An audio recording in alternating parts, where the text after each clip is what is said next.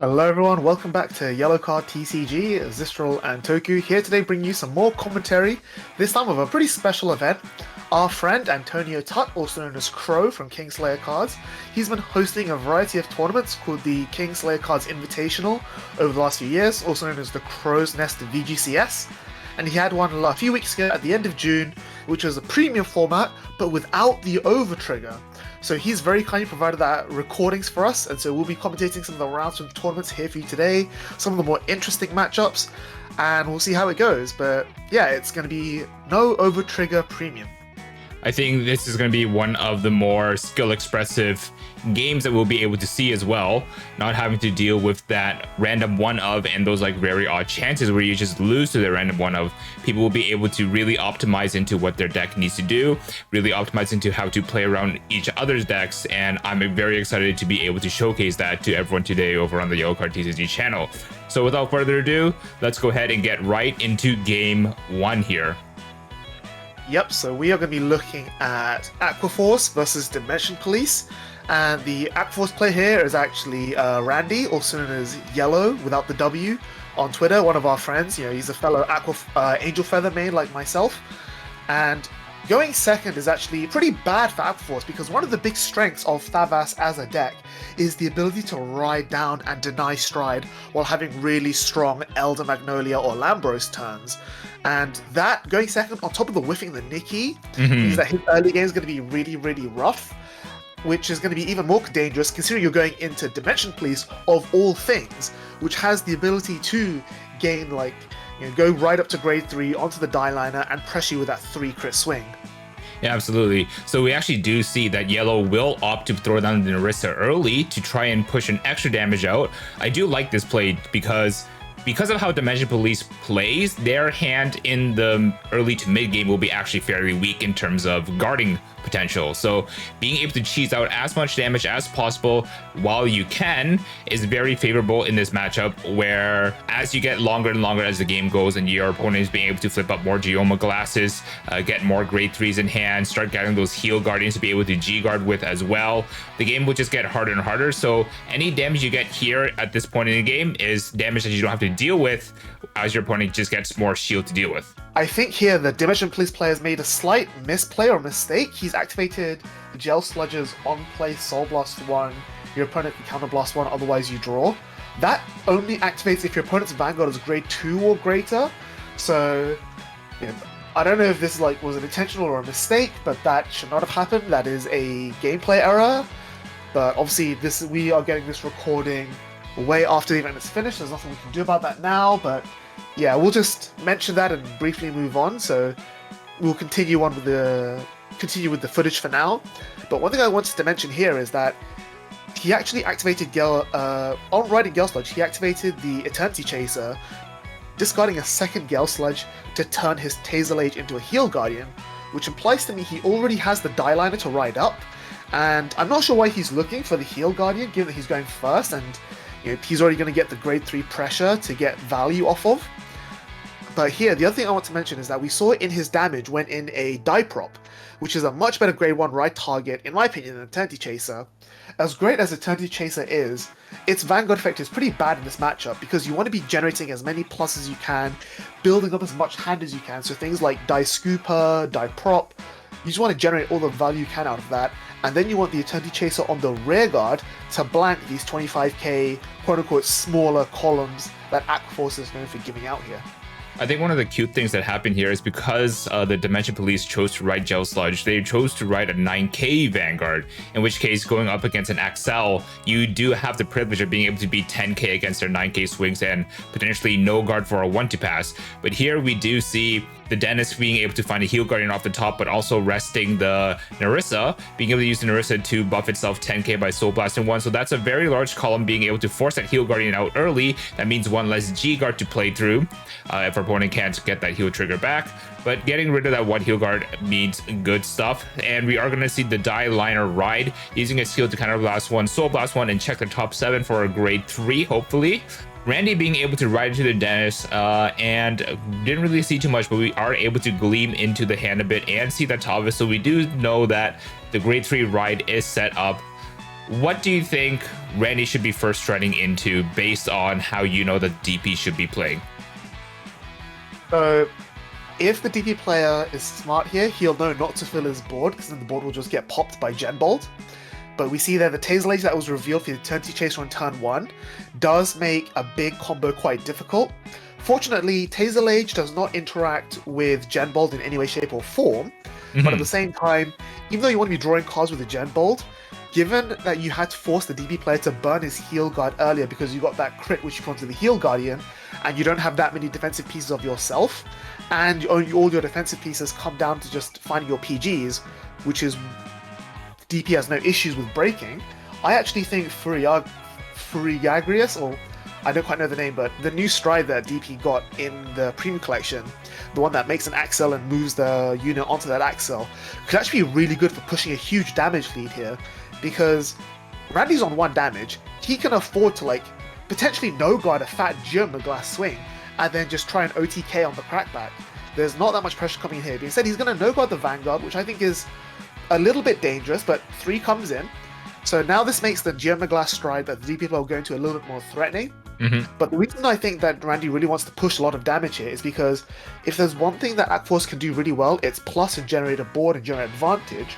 But something that it can't do that well is win the game out of nowhere, which is what DP is really, really good at doing. So no matter how many pluses you get, winning the game out of nowhere is still a threat that you have to be wary of. What if DP player just takes all this damage, decides to just first stride Unibird, might have a G-Guard in hand, a second heal beyond the one that we saw him search for and use. G-Guard into Unibird could just be lethal out of nowhere. So Genbolt's fine, but if you're going for the Genbolt line here, it needs to be done in such a way that you're generating more pressure than you are offense. We do see some good calls off the Genbolt here, including the Baragios, including the Coral Assault, which will swing for large numbers, which will hopefully at least push to damage even in the damage race. But dealing with that Die Liner on that Force 2 is already pushing Randy to 4 damage. We do see a lot of the token generators as well as the Diantha, which lets us reanimate a grade 1 from drop, ideally a Narissa, one of our bigger grade 1 attackers. And with this, we can kind of hint towards what kind of gameplay that this Aquaforce variant is going to do. I'm probably thinking about things like tokens, being able to be easy bodies to rest for the Pursuit Assault, but we're going to go ahead and use a new Genesis effect to rest that Narissa, and using that Narissa skill to Soul Blast to restand itself, getting that 10. So over on that column there, that Narissa Coral Soul column is going to be very large. And obviously, I think the cute thing is that Genbolt plays into Taser Lage very well, because you don't really care if your stuff gets called down as rested because you're looking to call it as rested anyways. So I think it's one of the cute things that Aquaforce has access to, but just like you said, Aquaforce lacks the ability to win out of nowhere. A lot of its gameplay is very subtle nuances and subtle plussing, but nothing really that says, I win here, this is the strider I choose to win. Back then, yes, it used to be Alexandros, but 5k scaling is not as strong as it should be right now when everything is scaling via 10ks. So a lot of your pressure has to come from the early game, which is why we did see that early rush, which is why we do see a lot of these stronger attackers being pushed out at this turn rather than being saved for the later turns, where your opponent's going to be able to get rid of your threats easier. But we're actually not going to push the Coral Assault up because we can stand it. So we're actually going to go for the full board rest and then into Genbolt to be able to get that full board retire. Yeah, the big issue with Alexandros in the modern day and age is that it's very rare that games will last long enough for Alexandros to be a realistic threat. Plus 20k is not awful, but you need to have 4 face-up G units to get that plus 20k, and that's very, very hard to do nowadays. Again, calling down the Coral Rest and not pushing it up, getting the full board restand is, like I mentioned earlier, Randy wants to really push damage. He wants to be offensive. He wants to get as many attacks. Now, usually with a first stride Genbolt, you don't mind giving up 1 or 2 attacks, only doing a 2 or 3 attack turn in exchange for lots of drawing, lots of plussing. And by choosing to attack with a Narissa instead, Randy is getting his maximum number of attacks. He's getting 5 attacks this turn, which is really, really great. And even though they're small attacks, they're not putting that much pressure onto the board, they're at least forcing cards out of the DP player's hand, which is exactly the position you want to be in. Worth mentioning here that the DP player actually made a small mistake. he forgot to use the Soul Blast 1 of the Eternity Chaser to prevent the Narissa from attacking. Given that Genbolt will be retiring that Eternity Chaser anyway, he might as well have burned the soul to save himself that 5 or 10k shield in hand. Unless he wants to use that soul for a G-Guard and then go to that first try Unibird like we mentioned, but I think that's very, very unlikely to happening. The double crit coming in here really, really helps because now he's going to equalize on damage. And no defensives coming in there from the Dimension Plate player means that even though all these small pokes that Aquaforce is known for are now even more threatening. Yeah. So this is what we're talking about, where I think Aquaforce's win con is, as you said before, trying to get that early aggression, trying to get all the damage you can get in the early game while you can.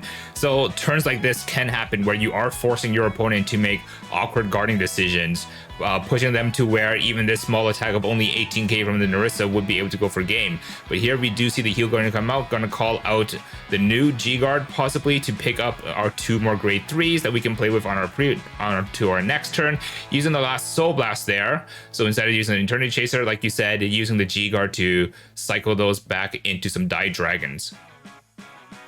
Yeah, so Dizoris being salvaged there. Well, actually, he's going to change it to Tazel Age, which I think is a mistake because, like we mentioned, Tazel Age doesn't really do much in this matchup because most of Aquaforce's calls are from hand. Like, Genbolt calls as rested, so it doesn't do anything anyway. Valios to revive calls from hand. Everything else, Aquaforce makes a board from hand. The only other thing that Aquaforce does that involves calling from not the hand is either Dennis or the Zeroth Dragon, Megiddo, both of which are not exactly threats looming on the horizon right now either. And I do want to point out that the G unit that Randy flipped up with Genbolt was actually a Cyclone. So as we do see in the damage zone there, we do have some of the token generators. And right now, it's a bit strange to say, but one of the biggest boosters in the deck is a plant token being boosted by that Cyclone, going to be able to get a 10k boost. And if we do run 2 Cyclones, that gets us 15k boosters onto our board. And as we stated before, Alexandro doesn't scale fast enough yet, but when you combine Alexandros with Cyclone, you get like double up on that 5k power.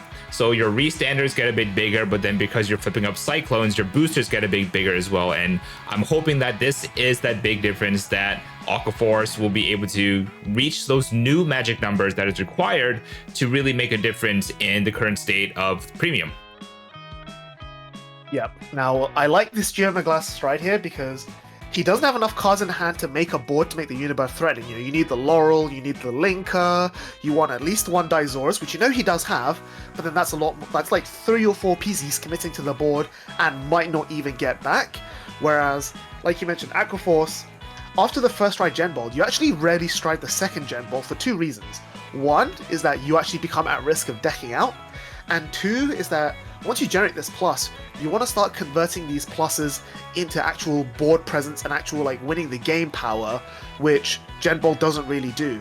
So when you're not trying another Genbolt, your board is less likely to be retired, so things like the Laurel, the Eternity Chaser suddenly become safer. Now, interestingly here, the list that the DP player is running, he's using Raker, which we saw earlier, not Linker, so he's on at least 5 stands, and Raker there giving Vanguard a little bit more power and the ability to draw, which I think that was one of the reasons that he saw earlier. He was flicking through his G-Zone, thinking about first striding X-Gallop, just so he can get an extra draw too, but it wouldn't really have done much. And here, I think he's just getting the draw just to refill his hand and regenerate a little bit of pressure here. Also interesting to note that he chooses to use the Geomaglass first, because he wants the crit pressure from having the grade 3 on the board, instead of using the Dizoris to actually put it into Soul and give your Vanguard an extra drive for a little bit more threat. And he was definitely over the 35k threshold, because you're 28k on stride plus the 8k from the Raker, giving 4k twice. He finds another 4k grade 3 anyway, which is the Die Arm, which will give plus 30k because the Aquaforce player has more than 10 cards in hand.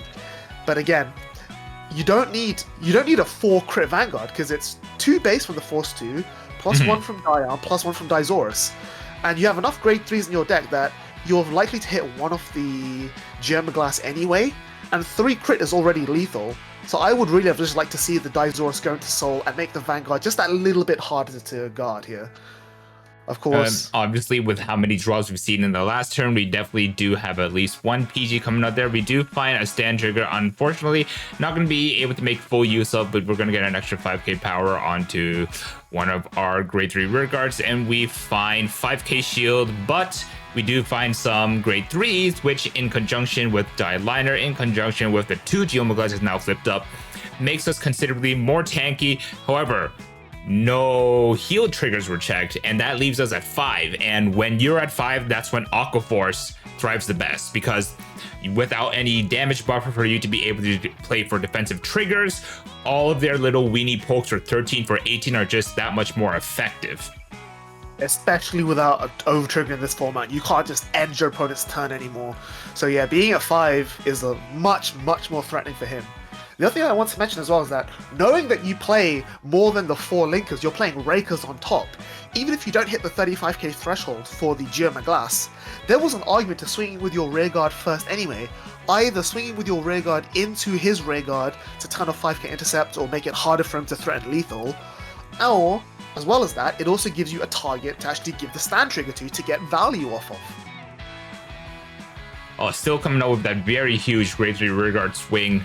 Thanks to the die arm effect, we're going to be able to force 45k out, 50k out with the intercept, and both players now at 5 damage. Do you think that maybe there's a world where you would have just gone into Die Bird to get extra drives to fish for more triggers, to fish for more heal triggers, or do you think that being able to just put that extra pressure on was more important? Because like you said before, we're already base 2 crit because of the Force 2. If we went into Unibird and being able to get a Penta drive, do you think that would have been better than going into this Geomaglas here? Or do you think flipping up 2 copies of Geomaglas is more important? He wouldn't have been able to go into the Unibird because he didn't have that many cards in hand, and committing a board would have left him too risky. So he's got 5 damage. 5 damage with no rears makes Unibird only 78k power, which is not enough to gain the +2 drives. So actually, given the fact that he had a Raker in hand, I actually think that the X Gallop was actually the better stride here, because he would have gone +2 off of the Raker's, draw 2, draw 1 for each time your Vanguard attacks, then quad drive from the X Gallop, and still with 2 crit 2 Vanguard swings with a lot of the pressure behind them. So the Geomaglas isn't awful. It turns his grade 3s into 20k intercepts, but depending on what round he strides, he's not striding, he's just going to go straight into he rear into Genovius. I think he's just going to go for the Genovius full board restand instead. Yeah, I actually like this play a lot more than striding, because like we said before, Aquaforce strides, their endgame is not amazing, but Genovius is a card that I've been including in Thavas for quite some time now since the release, and mostly because of his Limit Break 4, and also because if your opponent does decide to play the Strided Now game with you, Genovius is equipped with that Limit Break 4 skill for that full board restand, which is arguably more lethal than anything that Aquaforce has in their G zone. So we are going to see a Pursuit Assault, we're going to see 2 Coral Assaults, and those are 3 very strong attackers that will get restood off of the Genovius. And because of the way that the attack pattern works is we never will be able to heal out of a Limit Break either. So this is just fantastic to see. This should probably be game. Let's be a 6 damage shield trigger and a 7 damage shield trigger. So we'll go ahead and intercept the attacks we can. Here come the Coral Assault for 29, looking for 20k shield out of our opponent's hand. Going to be able to intercept guard with the taser, and we're going to attack with that. Go ahead and full board restand. God, I miss ripples. Just kidding. Thank God Odysseus is gone. So because we don't have Parathin Soul, we don't get the extra 5k, but you don't need it because you're still hitting numbers. Absolutely. The thing to mention about strides is that the only stride Aquaforce has access to that can generate this number of attacks would be Valios Revive. And the thing with Valios Revive is that it's actually a neg. Like, you're actually refilling. You commit cards from hand onto the board and then replace them with cards that you then draw afterwards. But the problem with Valios Revive is that it does actually not need it in this format, because without the overtrigger, when your opponent's on 5 damage, locking them at 11 doesn't really do anything, because like they can't hit any big triggers anyway outside of like a random 6 damage heal. So this is, like Genovius being able to also Soul Blast 1 to make an extra attacker for free, I think is arguably better than what Valios is doing. Absolutely. Here we do see trigger come down. Gonna give the power to the dentist, make sure it swings over a heal trigger that comes down, and our second drive check will be the new promo, and our 6 damage is going to be Laurel, the one of the avatars of DP. Very nice anime ending there, and we are going to be able to finish it off. Genovia is going to bring it home for the Aqua Force deck, and Randy going to be able to get that win himself as well. Yeah, I think the Dimension Police player just played just a little bit sloppy there. Like, obviously, when your opponent rushes you aggressive like that and your hand's not built for it, it can be very, very threatening. But the fact that he didn't find a 10k grade 2 to ride, and then the fact that he ended up having to burn his heal trigger earlier than he needed, meant that he wasn't able to recuperate in time. He wasn't able to, like, find a stride that could generate him his advantage, maybe whittle down the Aquaforce hand, and then he ended up just taking a bunch of damage, which is where Aquaforce shines the best. And then at that point, it was just up to Randy to be like, okay, I just need to bring it home. Yeah. So one of the things I did want to point out is, like you said, one of the things that I like to really hone in is to make full use of every card you have before it gets wasted. And we kind of saw that happen with the Eternity Chaser. We had the opportunity to actually, because we knew that Genbold would be able to wipe it off the board, we may as well have saved the card in hand by using the card that was going to go to the drop zone anyways. And so I'm thinking, like, all these plus minuses, they do add up a lot, especially without the crutch of an overtrigger defensively, or even in DP's case, offensively, to try and just steal games. Being able to play on these very minuscule plus minuses is what will make the difference between winning and losing in a non-overtrigger format. Yeah, actually worth mentioning there is the reason that he chose not to use the Eternity Chaser was because he only had 1 soul left, which he wanted to use on his G-Guard, which is totally respectable and understandable. However, if he hadn't made the misplay of using Gel Sludge on turn 2, when he couldn't have, he would have had that extra soul to be able to do that anyway. And as we saw, that 1 extra card draw that he got out of it didn't actually make that much of a difference in the long term. But nonetheless, that will be it for this game of the Crow's Nest No OverTrigger Premium Tournament. Not too much to say, except congratulations to the Aquaforce player and congratulations to both players for their strong performance on that today. Both Zistral and I will be back for the next game shortly, and we will see you guys there.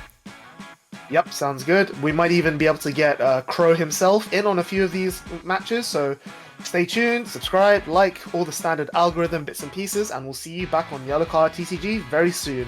Bye-bye.